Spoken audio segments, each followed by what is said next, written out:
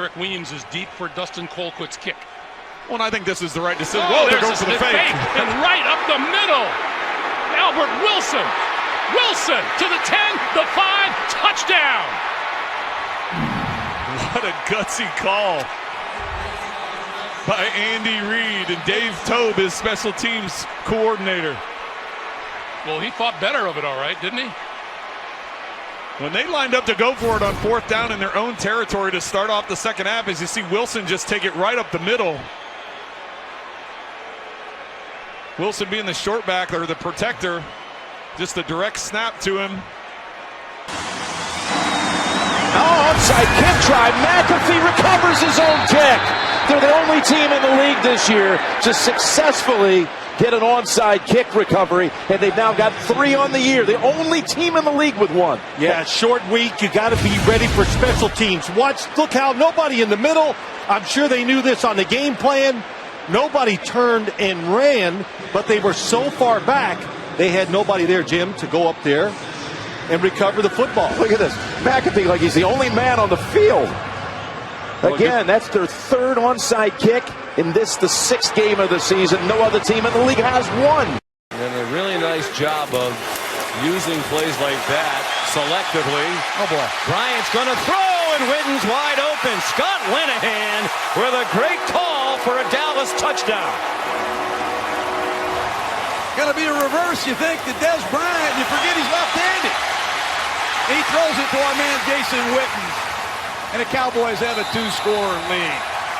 Great design. And Marino completes inside the 10. Has a first down. Ingram again. Stopped by Glenn. Marino's trying to get everybody on the line of scrimmage. Now, he still has 1 timeout. They'll save that for the field goal if they have to. We are seeing another spectacular effort by Marino, who fires. Touchdown! You know what the Jets were thinking? He's going to take the ball and throw it into the ground. They stopped. They all stopped. If you take a look at it, the offensive linemen, all they did was stand up. And Marino says to Ingram, I mean, that's the communication that they have. We saw Fryer on the 2-point conversion tell Marino from the back of his hand, hey, throw the ball to me. Now, here's Ingram for his 4th touchdown. This is a beautiful play. They catch the Jets napping. They're just standing there. They froze. It appeared that Marino was going to try and stop the clock. Instead, he connected for the 4th time with Mark Ingram. To take on a heavier workload, number 92. 1st and 10 at the 25-yard line. And a pass behind the line of scrimmage to Mitchell so he can throw it. And he will. And leaping up is Westbrook. And he takes it away from Thomas with a touchdown. Right out of the schoolyard. Who in the heck drew that one up? And you're right, that first pass could not be a forward pass. It has to be a lateral. So you watch that, and he comes out, and he's going to throw it out here behind the line of scrimmage in a lateral. Now after you have a lateral, then you can have another forward pass or a forward pass. And then you've got the linebacker Thomas on Westbrook. Great grab, great concentration, and Philly has the lead again. Second shot, that's in the 5-yard hit area. And then watch this. Fumble. Oh, I'll throw a 50-yard rainbow to J.J. Stokes. Oh, my goodness, it's 14-3 on Rice's first career TD pass. The composure to get the handle on the football, then the perfect throw. But this is what I like, Chris. No jumping up and down, no celebration. Special teams touchdown on a fake punt. Now going for 2 for the tie, and some trickery. How about that play? It wound up getting pitched back to Trubisky to tie the game. I got to put that in my offense. I have not seen that play. Hand the ball to Jordan Howard. Hand the ball to Zach Miller. Pitch it to your rookie quarterback. Stay tuned. And the clock ticking away. All right, everybody staying cool. Coach is rushing them up to the line of scrimmage so they can get another play or 2 in. Bruce Kozlitz saying, y'all be cool. He might just slam the ball down. They got a first down. What's this? He's lofting the ball to Pickens. He's got the ball. He's fouled, and he steps in for a touchdown. Penalty marker down, but it looked to us like Pickens was fouled. The play Kozlitz called was for Neil O'Donnell to act like they were going to rush in, spike the ball and stop it and bring in the field goal unit. Instead of doing that, look at this. See how the linemen don't even get Watch him when he catches it. He's fouled. He knows that. Now watch what he does. But Don, the linemen just stood around. They didn't even get set. Yeah. What a sucker play. There are times that Trent Edwards can make a sandwich. And there it is, wide open. Ryan Denny, they didn't see him, and he scores. The Redskins defensive line on the line of scrimmage. They're not doing much. Two of the three amigos already with a long reception, and this is Steve Sewell who's going to throw. He throws back to Elway the other way, inside the 20, down to the 13-yard line. They ran that play on opening day in 1986 against the Raiders for a touchdown. 24 yards here. Elway to Sewell, back to John. As Al said, they have run this play before. Here's Sewell right here. He'll come in motion, take the ball from Elway. John just flares off down the field. And Steve Sewell, even though he's from Oklahoma, has an arm. The inside handoff, and look at John Elway all by himself. That's Charles Mann in pursuit. So after scoring their first two possessions, the Cleveland Browns, this is a fake by Hodges, right up the middle. He's got the first down. And there he goes, getting a block downfield from Sorensen. Getting another block, and look at the puddle for the Cleveland Browns. Take it down to the 10. What a game plan dialed up by Eric Mangini.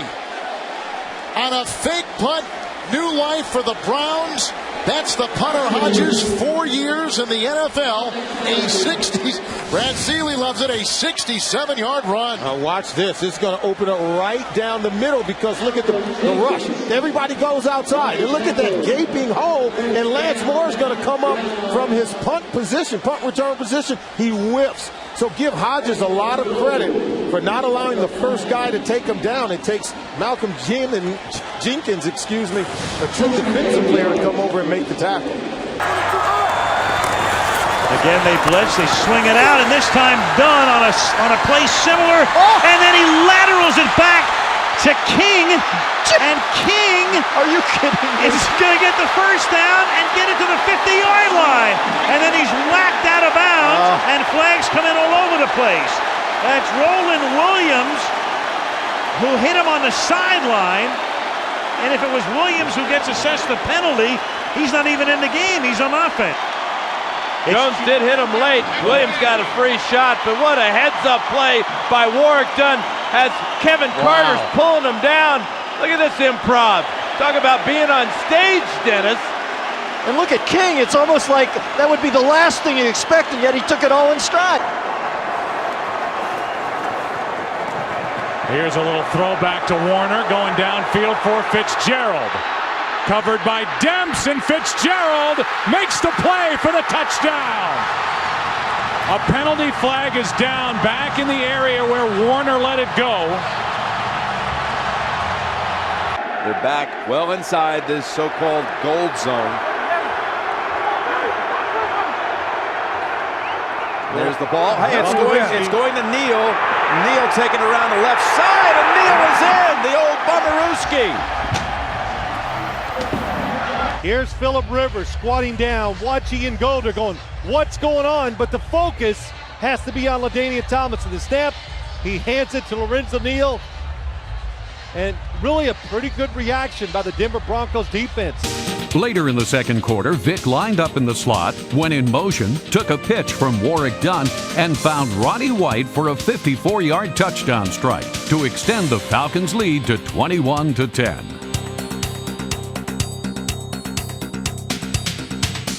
It definitely has a feel as though the Giants are up by a lot more points than what they are because they purely dominated that first half. A toss to Barber. Little trickery from the Giants. Toomer behind the defense. He's got him. Waiting for the pass, and he's got it. Amani Toomer. Gibson can't bring him down. Touchdown, Giants. Back when Sean Payton was calling the plays right here, Amani Toomer lined up on the outside, and the thing that makes this really impressive is look where Kerry Collins is throwing this ball from. He throws it from the 5-yard line all the way inside the 40, and there's just not many quarterbacks in this league with that kind of arm with a slow developing play down the field to get it that far. There's nothing better in football than to see a play you've never seen before. Yielding his eyes, So now it's a fake. It's Corey Grant up the middle. He's got the first down and more. Grant still going at the 30. Cuts back at the 20. Grant at the 10. 5. Touchdown. The Jags fooling their way in the end zone again. A 56-yard run. Grant had a 58-yard run on a fake punt week 3 in London. This time 56 for the touchdown. And they kind of burned that one. They had a big lead at the time. You know what? You know how you get good at something, Andrew? Practice, practice, practice. So you practice it in the game. You practice it on Fridays. You practice it during the week. And once again, as soon as the song, oh, look at this. It's a fake. Edwards completes it. It's Marcus Williams down the sideline and out of bounds with 12 seconds to go. that's just a mental error right there. And, hey, take advantage of it. Let's go for it. Last week, we saw the Jaguars pull off a fake punt when they were Stopped at the 1-yard line. The Detroit Lions. No timeouts left. Time is running. They're at the 1, and Stafford says, come on in. Reaches over. Touchdown! And then smart move by Stafford. Normally thinking we're going to clock it, That's what Dallas thought. You could see there was no push by the defensive line. They thought it was just going to clock it because of the time. That post-game news conference I was talking about? Yeah, right. The demeanor just changed a little bit. He'll try to tack 3 more on here from 45 yards out. Last day to hold, and it's a fake, and it's inside to the tight end, wide open. Tom Crabtree, touchdown, Green Bay. That is a wonderful job. Don Barclay does a good job down the field. The block by Evan Dietrich Smith. Those two guys are backup offensive linemen. Look at the Panthers. They're going to go fast here and try and catch them a little bit unaware. Look at this. Broncos got the ball going to the left. He'll score. Talk about the college playbook. The Texans had no clue. No flags are down. That will count. So here's where it starts. It starts here at Ryan Khalil, the center, okay? So he's going to snap the football. Now watch what they do. Cam Newton underneath hands the ball to Richie Brockle back between his legs and then continues the action to the outside. The tackle Ferrier was coming in on Brady. This is not. That's a lateral going back to Brady. Now Brady wanting to go long. Gaffney's waiting for it. Gaffney is in for the touchdown right over Anthony Smith. What a recovery by Randy Moss. Never come up. So here is Sebastian Janikowski. This will be a 53-yard attempt. Hit moments ago from 40. Oh, here's the fake. Leckler completes. Boss runs it in. Touchdown. And there's the fake that you had mentioned. They do it on a field goal attempt. We're going to go back and take a look at it. Look how hard they come off the edge. You're just going to see Boss sneak out. And they overload the right side. And I actually was on the field prior to the start of the game talking to my old teammates Sebastian Janikowski and Shane Leckler, and they said, hey, look, there is a look or two that we think we can really take advantage of. That was it right there.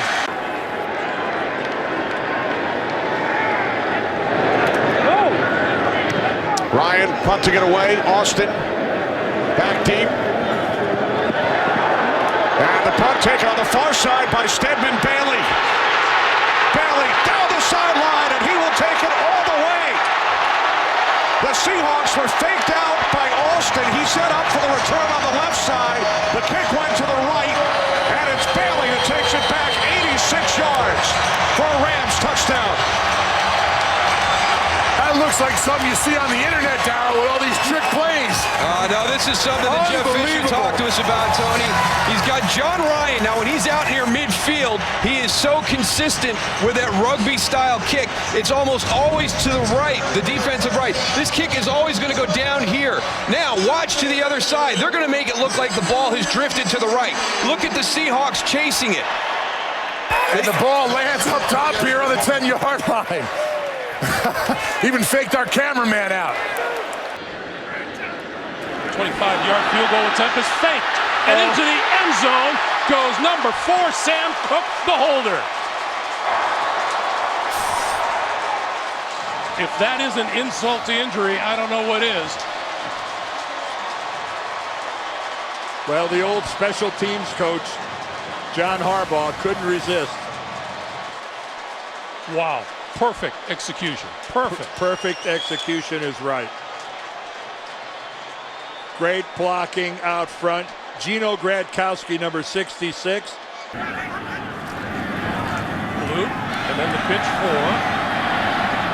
Oh, the pass downfield to Moss. To the 15, 10, 5, touchdown. Direct snap to Grossman. He gives it to Halou, and then he flips it around to Brandon Banks, who at 149 pounds doesn't get a lot of muscle on it, but it was enough because Santana Moss was so wide open he could afford to wait for the underthrown ball.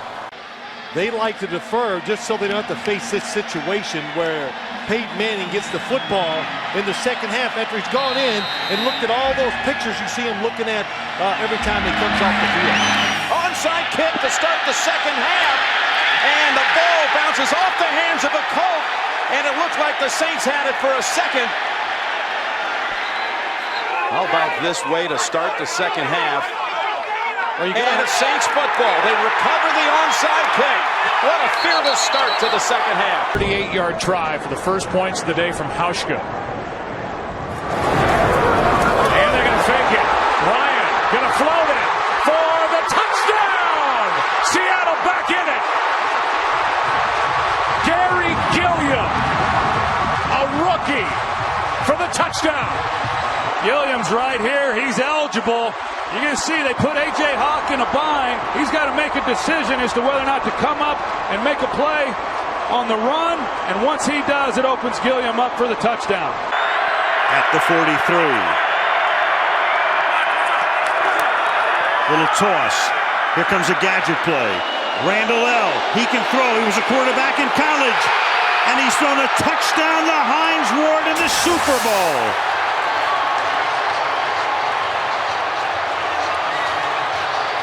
Between the 40s, and you know that Randall L. is going to be involved in it. It starts off in a reverse. He comes around, and it becomes a reverse pass, and he throws a perfect pass to Hines Ward. First and 10. The shorts throw. He will. And he's got the open running back, Blue, who took advantage of Demario Davis in pass coverage. 21-yard touchdown pass. Here's the back out of the backfield, and what they're going to do is they're going to throw the ball out to Shorts, and he's going to find the back streaking down the sidelines. And again, somebody's got to cover him. Look at Antonio Cromartie. He runs with the tight end, and nobody covers Alfred Blue. I would make him use as much of the clock and take my chances on a return as opposed to squib kicking it. Let him get it with about 12 seconds to go and a possibility for a play. Dyson and Bird are deep. Taken by Neal. He gives it to Wycheck. Wycheck, that looked like a forward pass. Taken by Dyson. Dyson down the sideline. Dyson's going to go all the way. And there is no flag.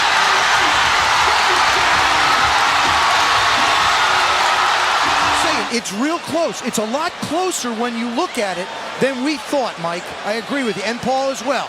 From that angle, hey, that looks like it's a lateral. It's a lateral. That is amazing. Because he's in front of the line, and look at this. That's what I'm saying. You have to see where he throws the ball from. 15 seconds to go in the first half. Make it 14. Clock's running. 3rd and 24. Dante takes the snap. A better pass protection scheme this time. Dante rolls out to the right. 5 seconds to go in the first half. Dante fires deep to the left. Moss caught it at the 11, but now he pitches it to Mo Williams. Touchdown! You gotta be kidding me! The improvisation of Randy Moss would win him an Academy Award.